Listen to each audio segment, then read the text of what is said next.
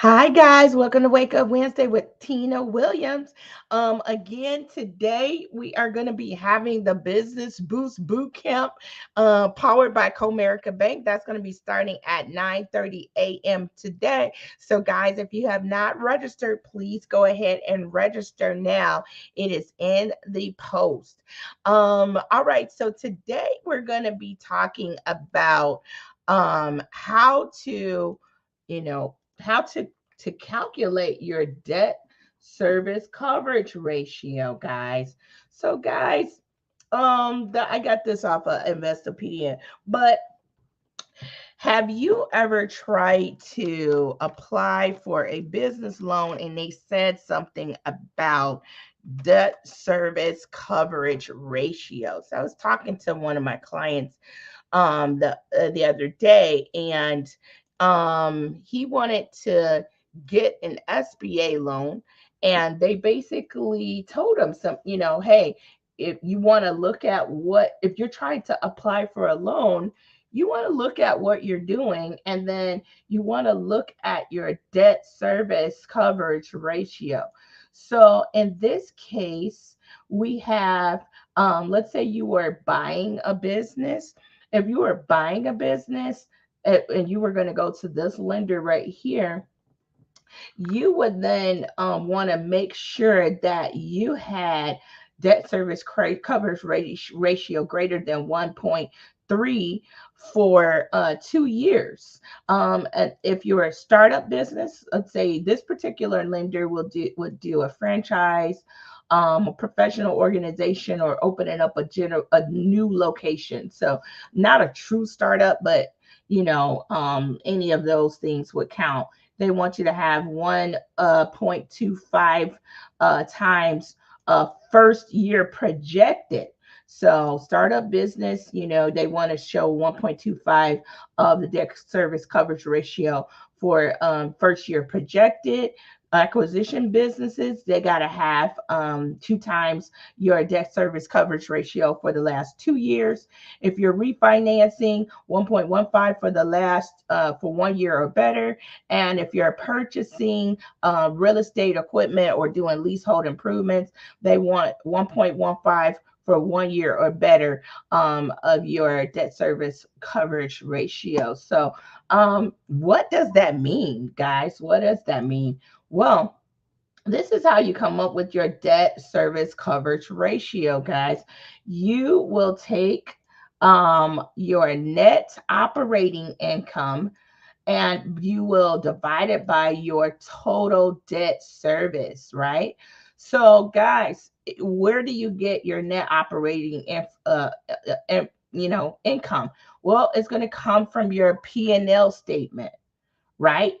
So it's going to have revenue minus certain operating expenses, right? So that's your operating expenses. I would just take your total operating expenses off of your net income sheet. So let me see.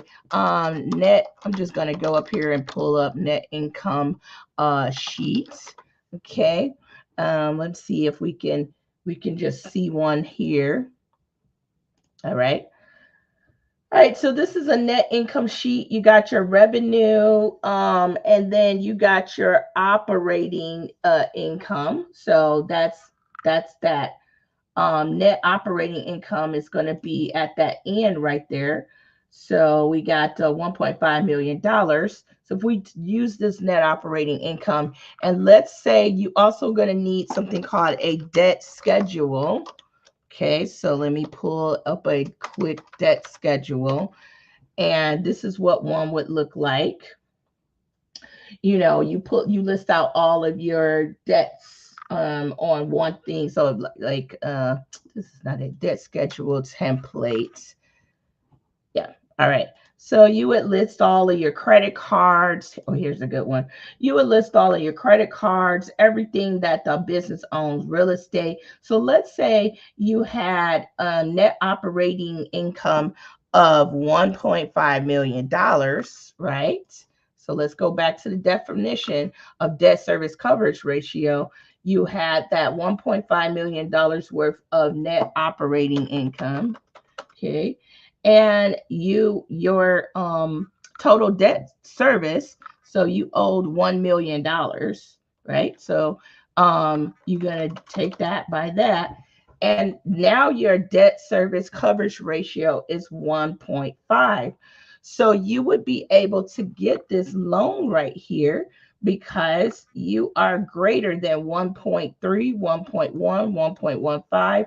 And that's not a startup business. You would be an existing business. So that wouldn't be applicable, but that's how that works. So let's say your company earns, $250,000 a year and you owe $245,000 a year.